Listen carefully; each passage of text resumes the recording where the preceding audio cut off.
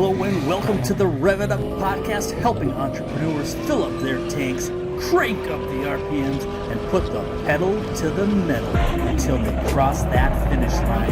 Hello, I'm Jess Tiffany. Ready, set, go. Hey everybody, welcome to the podcast. Super excited to have an awesome guest here, Yaagneshwaran. Ganesh. He is a top 100 global MarTech influencer, TEDx speaker, author of 7 books. One is called The Revenue Marketing Book, and he also is a host at ABM Conversations podcast. So welcome to the show. Hey, absolutely excited to be here, Jess. So happy to connect with you today. Excellent. So before we get too far into things, I always like to give people an opportunity to know where to find you on the internet. Right. So I am most active on LinkedIn. So that's where I hang out at least almost 10 hours a day. And apart from that, the easiest to connect with me is probably also on my email. That is, once people get to my website, yaagneshwaran.com, you just can fill up a form. It comes to my email and I can get into the conversation. But if you want an immediate response, LinkedIn is the place to go. Okay, perfect. So make sure you find and connect with Yag today. On LinkedIn. And so tell me a little bit about, I've always kind of thought these TEDx talks were really cool. So I just kind of wanted to ask you about how that experience was for you. Oh yeah, I absolutely loved it. Back then in 2016, I was working for an AI-based startup called Find. And there was this TEDx event that was happening in Bangalore, and every TEDx event has a theme with it. And their theme was on AI, and they found me to be one of the guests who could speak on those topics. And we had people speaking about that particular theme, where how AI was to affect humans going forward, like for or against kind of a setup. So that's how it was. And for me, it was an entirely different speaking experience, because most of my speaking gigs, when I go up on stage, I always go impromptu. It never really works for me if I prepare too much, because speaking from the head doesn't work. I just go with the flow. And whereas, TEDx works very differently. Like, you need to have 4 or 5 curation rounds, and they need to exactly know what you're going to talk about. Mm-hmm. So that was quite a different experience, but I really enjoyed that. Yeah. I think it's kind of the same way. I kind of have like bullet points that I want to hit, and I just kind of roll with it most of the time. And so it's kind of hard when you have that script. It's a little different challenge altogether. So that's pretty cool. And obviously this is Rev It Up with podcast. So we do like to talk about revenue. What are maybe maybe one or two things that if you just really have a goal and you need to hit it, and you just need to get that revenue just kind of pumped up a little quicker, is there a couple of little buttons that you can push to kind of give it an extra oomph? Right. So one of the first things that in that kind of situation, what I will do is I will immediately go to my sales guy or the account executive, and I'll ask them what are the 2 or 3 accounts that you want to close this quarter? Because instead of generating demand and then that going through a process, I can immediately help the sales guy close that deal. So I'll ask them what is it they want, and what is the account that they're working on, and I can probably help them with a set of things around that, be it content or be it connecting with people or anything around that, to help them close, to help them push the button. So at the end of the day, I think the more you're aligned to sales, the more you're aligned to customer success, the more you are aligned to customer support, and all these 3 things work together, that's when you really make an impact. And the funny thing about demand per se, as it is that a lot of people look at demand generation from the standpoint of building a contact list, and it does not work at all. Your salespeople always know the accounts that are really going to close and the things that are really going to work for them. Whereas if you're generating a list of people who download an ebook and then you're going to pass it over to the sales team, that's definitely not going to work. So that's one thing that I do. And second is I like to go back to the existing customers and see what else I can do with them. Expanding and farming on an existing account is something that it's very easily ignored. That's something that I will always do. Number 3 is that I can ask for a reference with my existing customers. If you can get more of your customers on your customer advisory board and they become your sort of influencers, then the cost of acquiring a new customer also comes down. So those are the 3 things that comes to my mind immediately. Okay. Yeah, well, that's great advice. Yeah, yeah, it's always easier to go back to pre-existing clients and either offer them something additional, or if it's a repeat purchase thing, obviously they can get some more milk and groceries when they need them on the right intervals. But and has there been a marketing campaign that that really just took off for you guys, that you kind of maybe was even unexpected? Oh, yes. That was one experiment that I can talk about particularly, is that about 2 years back, I was working on a chat product, and we were competing with the likes of, say, intercoms and drifts of the world. And what we wanted to do differently was that if we were to take on any of these people directly and go bid on bid in terms of your performance marketing or in terms of your lead gen, it was never going to work, or even in terms of content. So what we tried to do was we were actually going after, we just thought, let's pick out or handpick about like 100 accounts that we want to go after. And then let's, do a small campaign where we say that, hey, you know what, I'll give you my product for free for 1 year.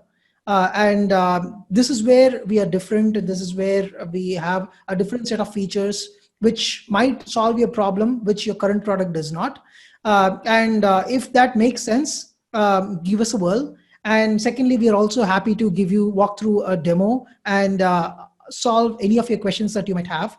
And let's see how it goes. And interestingly, that was something that really took off because we thought it was just a try, and we don't know if that will really work or if that will backfire to us. But interestingly, what happened was that was one of those campaigns where we didn't invest a lot of money. It was just a selected set of accounts. We started connecting them one to one, and it started working. And then we realized that, once you give your product for free to a selected set of people, not to everyone, like the content itself or the selection process in itself should be so qualified that every conversation makes sense. And once that happens, the conversion is always higher. We didn't have to spend on AdWords. We didn't have to spend on email campaigns. We didn't have to do Facebook ads, nothing. Just focused. We went after these 100 people. And in about like 3 to 4 months, we were able to convert at least a good 25% of them. Wow. Well, that's fantastic. That's an excellent conversion rate too, as well. For now, would that be considered a software as a service SaaS product then? Yes, it is. It was, yes. Fantastic. That's really good. Wow. Yeah, that's awesome. So you kind of like what is a freemium model, I think they call it. I hear sometimes, but yeah. But you had it more specific, targeted to your ideal clients versus just kind of throwing it out to anybody that wants to download it type thing. Right. Absolutely. Very, very, very smart. So tell me a little bit, because a lot of people I don't think know what a top 100 global MarTech influencer is. Right. For me, it was a surprise in itself. Back in 2015 or something like that, Analytica, suddenly listed me up, and they tagged me on Twitter. I had no idea that this was happening. And I woke up to that surprise that day, and I was like, wow, really? What did I do? And and it just happened. So, as an individual, I've always been interested in MarTech. So the funny part about my life is that as I've grown older and older, there are too many things in marketing that I don't want to do anymore. It was a consecutive set of eliminations over the last 10, 12 years, if I may call that. And, I've realized that IT management is not a set of products that I want to work on, or cybersecurity is not a set of products that I want to work on. I mean, I've dipped my toes into that. And then I've realized that I don't relate to the day-to-day life of those customers, right? With MarTech, I found that I was extremely passionate because I was a marketer myself, and I was using many of these tools, and I knew what was integrating, what was not integrating, what was not solving my problem. And things like, products don't really solve your problem unless you know your entire customer journey and are plugging the right products in the right place. Otherwise, it's only going to blow up your products. So I was talking about all of these things on LinkedIn. I was talking about this on my personal blog, on my website, or even some of the blogs that I wrote on Forbes or other places in that meantime. And it gathered good amount of traction. And then over a period of time, set of people like that. And we built a lot of friends during that time. And I never really knew that this thing from Analytica was happening. But then I realized that Analytica does also list up like top 100 or top 50 influencers in each of those domains. I don't know if they do it anymore, but they used to do it until like 2017 or 2018. And it just happened. I didn't work for it. It just happened. Oh, wow. Very awesome. Well, that's excellent. Congratulations on that. Anyway, Thank you. it's quite an honor. So I had this kind of funny thing happen. I think it's funny. Anyway. So I got this email or whatever congratulating me on making a kind of a list similar to yours, but it was like I can't remember. It was like top 100 most influential women, which that's not me. So I was a little confused by that. But so I don't know if they forgot to look at the picture, but I do have a Jess as my name, and that is also can be a lady's name. So I get why it happened. And my last name is Tiffany, which is also a first name for girls here in the United States. So anyway, I got teased a lot as a kid, but the fun factor is that after this, I also used to receive a lot of other kind of emails where you say like, hey Yag, we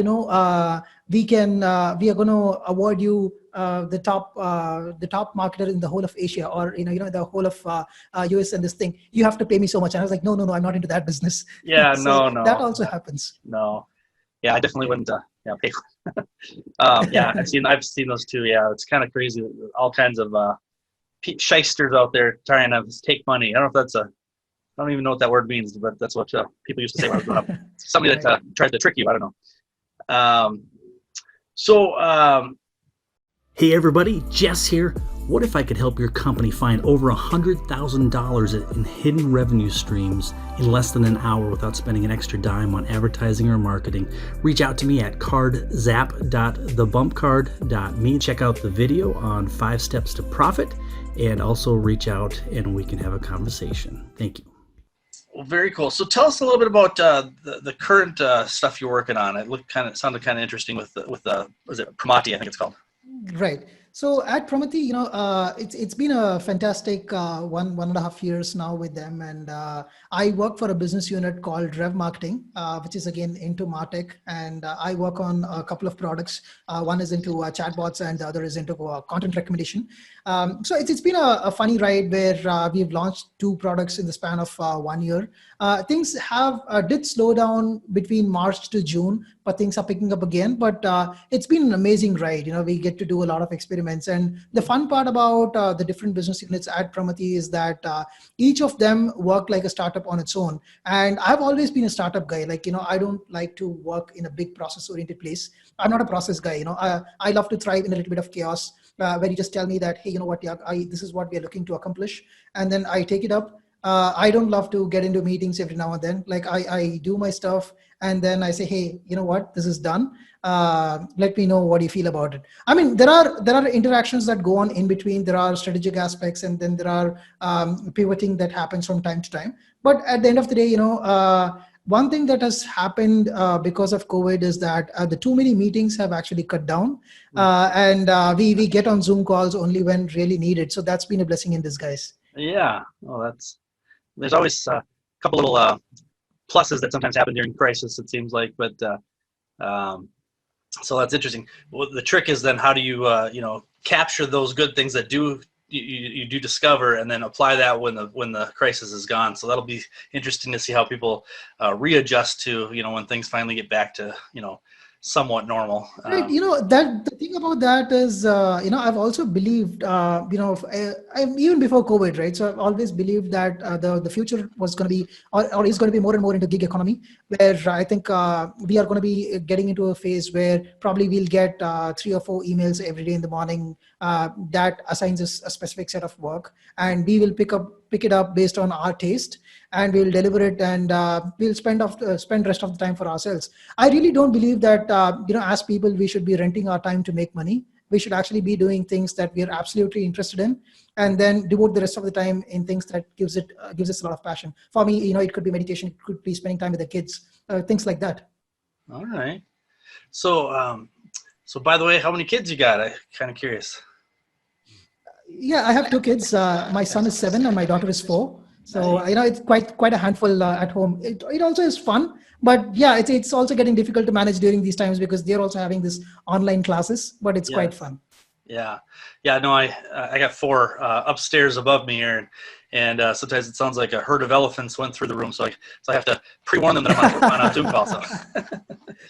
Right. Yes, kids they're fun and challenging at the same time. So, right. But definitely. Very true. definitely a blessing. So, well, that's awesome. And so for a person that's kind of jumping back into that thing you mentioned about the startups and kind of you work within a startup within the company almost. And what's what are a couple things a new company getting started, like a startup, and they're just kind of struggling to gain a little traction. What are maybe a couple things that you would tell them to focus on so they're not bouncing all over and not getting a lot of headway? Right. So what happens in a lot of companies is that, I've noticed that people get way too excited about certain technologies and get too ahead of themselves and start developing a product. And then they begin to search like, whom should I sell this to? And that becomes a huge problem, right? So it should be the other way around. The very word product market fit, I think it should be turned around and said like market product fit, so that you identify whose problem are you solving for and what is that you're solving for. And the problem is always much bigger than your product, right? So if you're thinking that only your product is the solution to this problem, then you probably have got it wrong. There could be multiple ways to solve it, and you could think, or you should come up with, what is the angle that you're going to take, and why is that you're different from somebody else, even in terms of story. Like let's say two products in the industry which are very similar, solving a very similar problem, but when you have a couple of different features, you have to know why you do what you do. And if you're selling features, it's going to be a problem. You have to talk from a solution standpoint. You have to talk from the problem and solution standpoint. I mean, if I don't understand the day-to-day problem of whose issue am I solving for, then it's going to be an issue. So the first thing I say is that, hey, what is that you're solving for? And secondly, if somebody tells me things like, hey, you know what, yeah, we need to do something different. And if they follow it up with who are our competitors, then that's a problem, right? Either if you're doing something different, you have to be different from the competition. It cannot be an oxymoron where you say that we need to be unique, and then you also don't ask for who is your competition.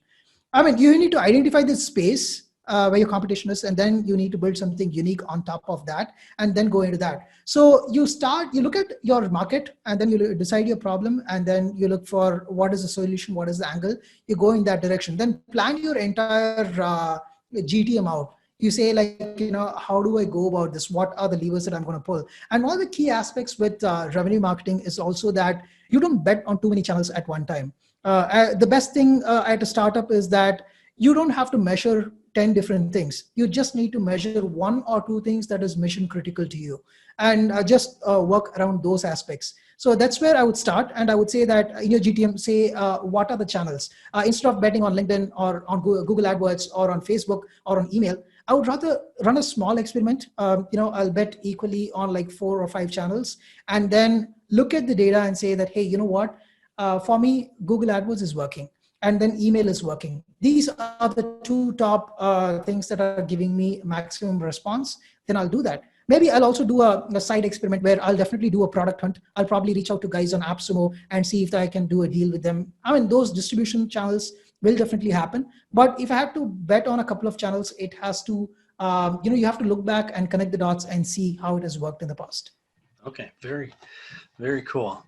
And you'd mentioned something about, getting your messaging right and whatnot. Is there kind of, like I was thinking of the, like differentiation. Any tips on how to differentiate your product? Or, my question isn't coming out clearly, but basically, how do you differentiate your company over the competition? Got it. Yeah. So I think the differentiation is also from an angle. If you look at it, it's also about positioning yourself, right? So the way I think about it is more like, in most of the cases, what product companies do is that they look at a product, and then they look at the product's features, and then they translate those features into problems, and then they talk about it as solutions. The reverse formula will never work, because at the end of the day, the problem is your content guy who is writing your piece of content has never spoken to a customer, or has never seen how people are using your product. What are the top 2 or 3 features that they are coming back to every day? When you look back at that and realize that these are the 2 things they're coming back to, then your messaging should be around that. For example, if I can give you a good example, then it could be something like your the Crazy Eggs of the world, or probably the Kissmetrics of the world. Kissmetrics had a very, very nice single outline of what their product does. They said like, Google Analytics tells you what has happened, and we tell you who did that. You cannot get much more simpler than that, right? Very similarly, when you come up with your message, you have to talk to your existing customers. You have to see why they connect with you, what they love about you, and derive your messaging from there. You should not derive it from the product, but you should derive it from the customer. And at that point, you will realize that many of the jargons that you tend to use, you're actually driving away a lot of people, right? If I say that I'm here to do marketing orchestration, nobody understands what is that. And nobody searches for what is marketing orchestration. Right. But at the end of the day, if I say that, your data tends to be lost, and you use multiple devices in your company, your data tends to be lost everywhere. Just connect the dots so that you can have a single source of data, or a single source which you can look at, which can feed off each other. That makes much more sense. So it's just like, talking to those people and seeing that how do they perceive your product and your solutions, and deriving your messaging from there. Just listen to the customers more. Awesome. And what about where's your book found for if people wanted to pick up your revenue book? Is there something like a website they go to, or is there a? It's on Amazon. They can just search for the revenue marketing book. And the best part is I've kept it free for Kindle. So if somebody wants to download it, it's just like available right away. Nice. You can also come to my website, Yaagneshwaran.com, and just go to the books section, and you can download the PDF from there as well. So these are the two immediate spots. Excellent. Well, good. Well, awesome. And then again, they find you on, it was LinkedIn, and there was one other place, I think you said. Oh, your email. My website. My website, yes. Yeah, email and my website, yeah. Okay, and what's your website address again? So it's my first name. That's Yaagneshwaran.com. Okay, perfect. All right. Well, awesome. Well, I want to thank you for a great interview here today. I got a lot of value out of it. I love the talk about the revenue growth story about the chatbot and some of the other stuff that you had there, and that was really exciting. So I think it'll add a lot of value. So I want to thank you again for being on the show today. Thank you so much, Jess. It's fun meeting you face to face, albeit virtually, and thanks for having me. Yeah, thanks again. And everybody else, thank you for listening, and make sure you share this podcast, and make sure you give it a positive review. That'd be awesome. Thanks a lot. Talk to you later.